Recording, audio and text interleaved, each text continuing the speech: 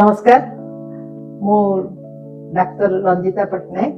Senior child specialist Paradip रे बहुत दिन पिला मान को चिकित्सा करी आछे आउ एबे पारादीप और भुवनेश्वर दुई जगह रे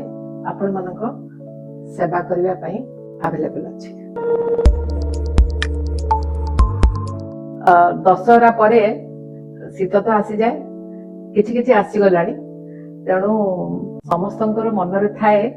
जे शीत दिने पिलार जत्न नबा केमिति छोट पिला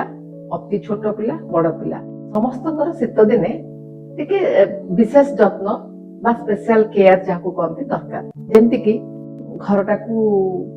उषुम रखिबा उषुम केमति रखिबा कबाड़ झरका बंद रखिबा आउ खरा आसीबा को दबा जदि खरारे पिला को छोट पिला को सोया चाहउचंती ताहले झरका पाखरे सोई परिबे आ जदि बहुत शीत होला ताहले आपण रूम हीटर यूज करि परिबे। दी प्रकार रूम हीटर अछि गोटे ऑयल रूम हीटर गोटे ड्राई रूम हीटर जो रड भलिया थाए सेटा एते भलो नुहे सेटा अल्प समय देई तापर बंद कर किंतु ऑयल बेस्ड हीटर ता टिके भलो आ टिके देरी रे गरम हुए किंतु बहुत समय जाए रूम को गरम रखे तेणु करी सब बेले छोट पिला को कारण पिला माने देखंतु पिला माने जम्मारो भी घोड़े हेबो को इच्छा करते तेणु रूम टाक गरम न रखिले आमे शीत को केमती कंट्रोल करिबा करि परिबानी तेणु पिला को सेही बळी भाबरे रखिबा। ता छडा आपण सकाळ 10टा न होले पिला मानन को बाहर करिबेनी एवं संध्या परे बाहर करिबेनी जदि निहाती जिबा दरकार हेउची ताले भलो भाबरे हाथ गोड़ आ मुंड ताको कवर करके नेबे आपण माने होत जानि थिबे सेही सब जगह रे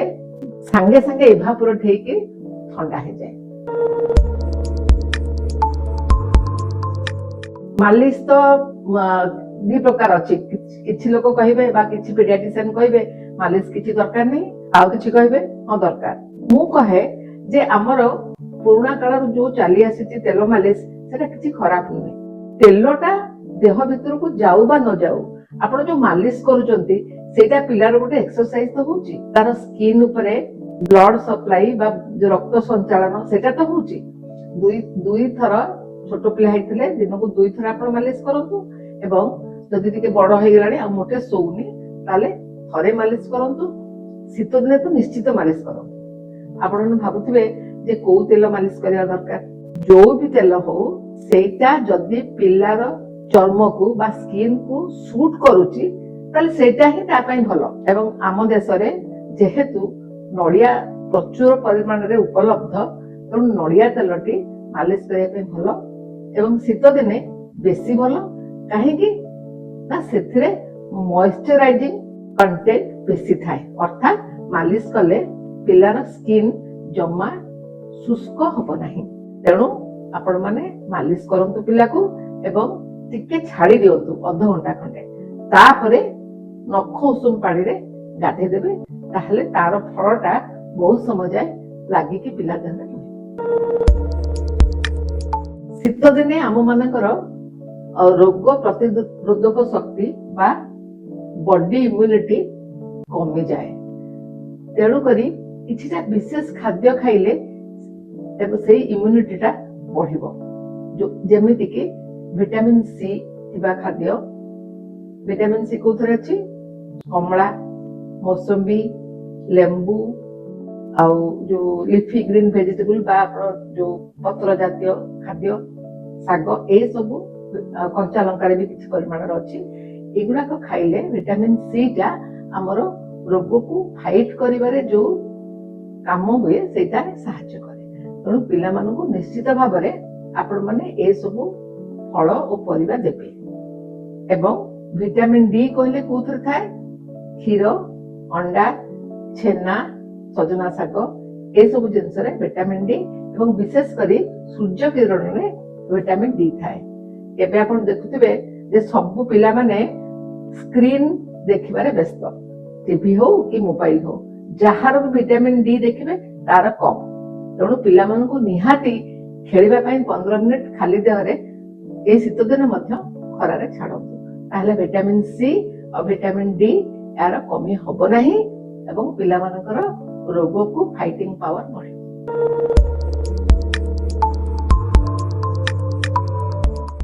बेले बेले माँ मैंने पचारती आज्ञा शीत दिने कौन पिला सेमती गाधे दबु जमती आगुरी गाधौलु खरा दिने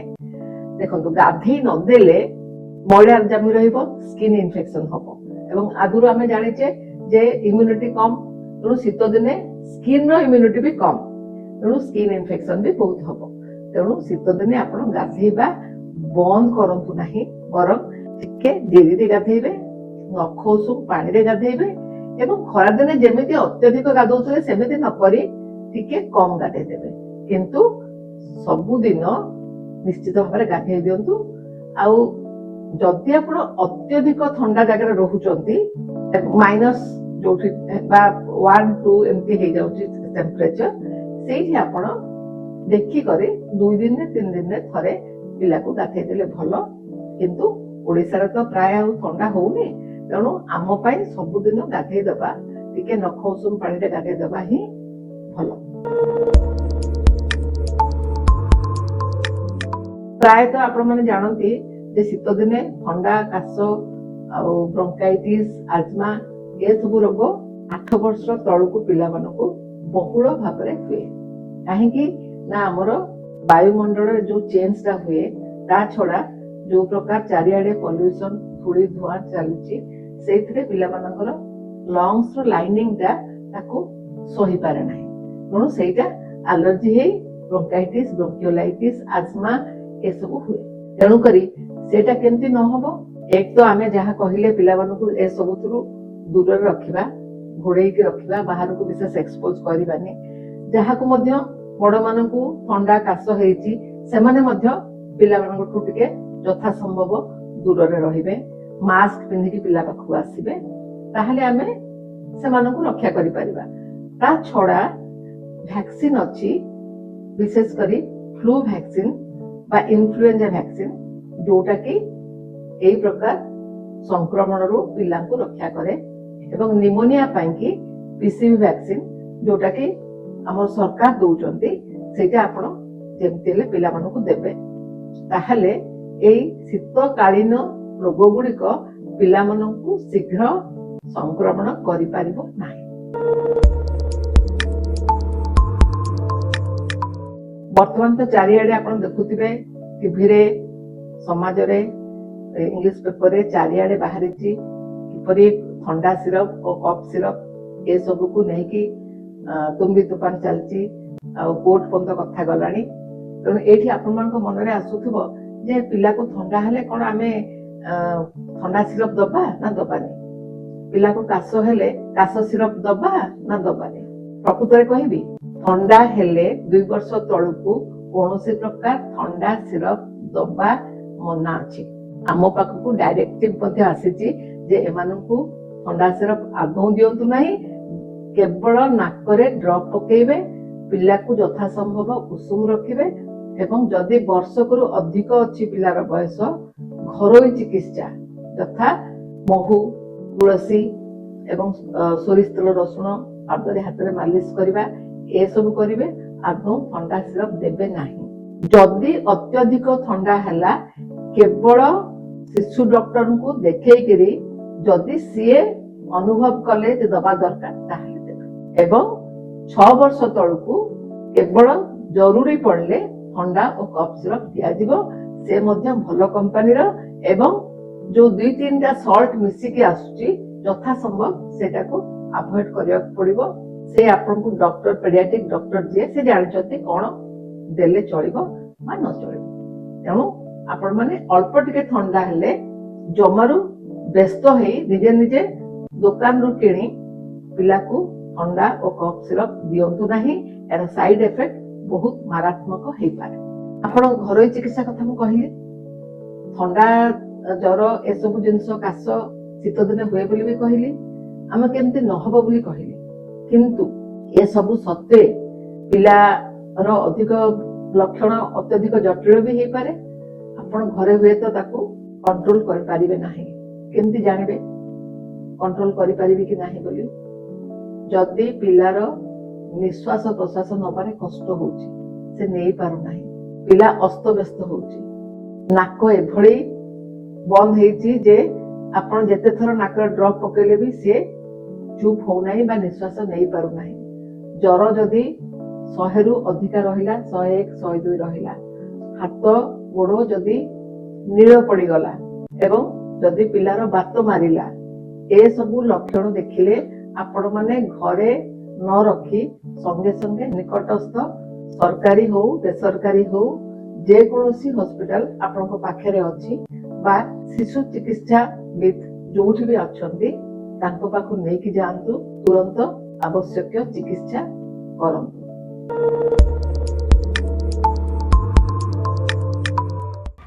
ନିମୋନିଆ ଅତ୍ୟନ୍ତ ଭାବରେ ମାରାତ୍ମକ ଏବଂ ଏହାର ଚିକିତ୍ସା କୌଣସି ପ୍ରକାରେ ଘରେ ହୋଇପାରିବ ନାହିଁ। ନିମୋନିଆ ଅର୍ଥ କ'ଣ? ନିମୋନିଆ ହେଲା ଲଙ୍ଗସ୍ ବା ଫୁସଫୁସର ସଂକ୍ରମଣ। କେବଳ ସଂକ୍ରମଣ ନୁହେଁ, ଆମର ଫୁସଫୁସଟା ଗୋଟେ ସ୍ପଞ୍ଜ ଭଳିଆ ପଦାର୍ଥ। ନିମୋନିଆ ଅର୍ଥ ସେ ସ୍ପଞ୍ଜ ଭଳିଆ ପଦାର୍ଥଟା ଗୋଟେ ଛୋଟ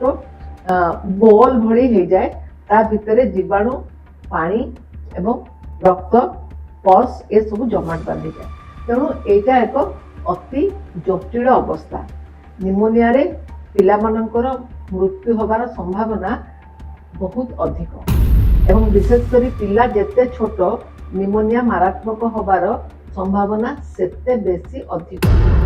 ସେଥିପାଇଁ ନିମୋନିଆ ନ ହେବା ପାଇଁ ଆମ ସରକାର ଭ୍ୟାକ୍ସିନ୍ ଦେବାର ବ୍ୟବସ୍ଥା କରିଛନ୍ତି। ଆପଣମାନେ ସମସ୍ତେ ସେ ଭ୍ୟାକ୍ସିନ୍ ଯେମିତି ହେଲେ ନିକଟସ୍ଥ ଟିକାକରଣ କେନ୍ଦ୍ରରେ ପିଲାମାନଙ୍କୁ ଦିଆ କରନ୍ତୁ। ଆହୁରି ମଧ୍ୟ ମା ମାନେ ଏବଂ ଆପଣ ଘରେ ଥିବା 65 ବର୍ଷରୁ ଉର୍ଦ୍ଧ୍ୱ ଲୋକମାନେ ମଧ୍ୟ ନିମୋନିଆର ଇଞ୍ଜେକ୍ସନ ନିଅନ୍ତୁ। ମୁଁ ଏ କଥା କାହିଁକି କହୁଛି, କାରଣ ଯଦି ଆପଣଙ୍କ ଘରେ ଅନ୍ୟମାନଙ୍କୁ ନିମୋନିଆ ହବ ବା ସେଇଭଳି ରୋଗ ହବ, ସେଇଟା ସଙ୍ଗେ ସଙ୍ଗେ ଆସି ପାଖରେ ରହୁଥିବା ଶିଶୁମାନଙ୍କୁ ହବ। ତେଣୁ ଯଦି ବଡ଼ମାନେ ଟିକା ନେଇଥିବେ ଏବଂ ସେଥିରୁ ବଞ୍ଚିଥିବେ ତାହେଲେ ସିନା ଛୋଟମାନଙ୍କୁ ହବନି। ତେଣୁ ଆପଣମାନେ ଘର ସାରା ଯେତେ ଲୋକ ଅଛନ୍ତି ଯୋଉମାନଙ୍କୁ ନିମୋନିଆ ହବାର ସମ୍ଭାବନା ଅଛି ଏବଂ ଛୋଟ ପିଲା ସମସ୍ତଙ୍କୁ ନିମୋନିଆର ଇଞ୍ଜେକ୍ସନ ଯେତେ ପ୍ରକାର ମିଳୁଛି ନିଶ୍ଚିତ ଭାବରେ ଦେଇ ସୁରକ୍ଷିତ ରଖନ୍ତୁ। ଏବଂ ନିମୋନିଆର ଲକ୍ଷଣ କ'ଣ ନା ସାଙ୍ଗେ ସାଙ୍ଗେ ପିଲାର ନିଶ୍ୱାସ ପ୍ରଶ୍ୱାସ ନେବାରେ କଷ୍ଟ ହବ, ପିଲା ସିକ୍ ଦେଖାଯିବ। ସିକ୍ ଅର୍ଥାତ୍ ମାନେ ଆଉ କଥା କହିବନି, ଖାଇପାରିବନି, ନିଶ୍ୱାସ ନେଇପାରିବନି, ପଡ଼ିକି ରହିବ, ତେଣୁ ହାତ ଗୋଡ଼ ଥଣ୍ଡା ହେଇଯିବ, ନହେଲେ 105, 106 ଜ୍ୱର ହବ। ଆପଣ ଯେତେ ପାରାସିଟାମଲ ଦେଲେ ବି 105ରୁ ଜ୍ୱର 101କୁ ଖସିବ ନାହିଁ। ସେତେବେଳେ ଆପଣ ଜାଣିବେ ଯେ କିଛି ଅସୁବିଧା ଅଛି, ଏକୁ ସାଙ୍ଗେ ସାଙ୍ଗେ ଡକ୍ଟରଙ୍କ ପାଖକୁ ନେଇଯିବା ଉଚିତ। ଏବଂ ଭୀଷଣ ଭାବରେ କାଶ ହବ, କାଶରେ ବହୁତ କଫ ପଡ଼ିବ, କଫ ସହ ବେଳେବେଳେ ରକ୍ତ ବି ପଡ଼ିବ। ଏସବୁ ହେଲେ ଆମେ ଜାଣିବା ଯେ ପିଲାଟି ନିମୋନିଆ ଆଡ଼କୁ ଗତି କରୁଛି। ଏହାର ଚିକିତ୍ସା କେବେ ହେଲେ ଘରେ ହେଇପାରିବ ନାହିଁ। ନିଶ୍ଚିତ ଭାବରେ ଡାକ୍ତରଖାନା ନେବାକୁ ପଡ଼ିବ, ଦରକାର ପଡ଼ିଲେ ହସ୍ପିଟାଲାଇଜ ବି କରିବାକୁ ପଡ଼ିବ, ଇଞ୍ଜେକ୍ସନ ବି ଦେବାକୁ ପଡ଼ିବ, ଅକ୍ସିଜେନ ଦେବାକୁ ପଡ଼ିବ, ତାହେଲେ ଯାଇ ଭଲ ହବ। ନିମୋନିଆକୁ ହାଲକା ଭାବରେ ଗ୍ରହଣ କରନ୍ତୁ ନାହିଁ।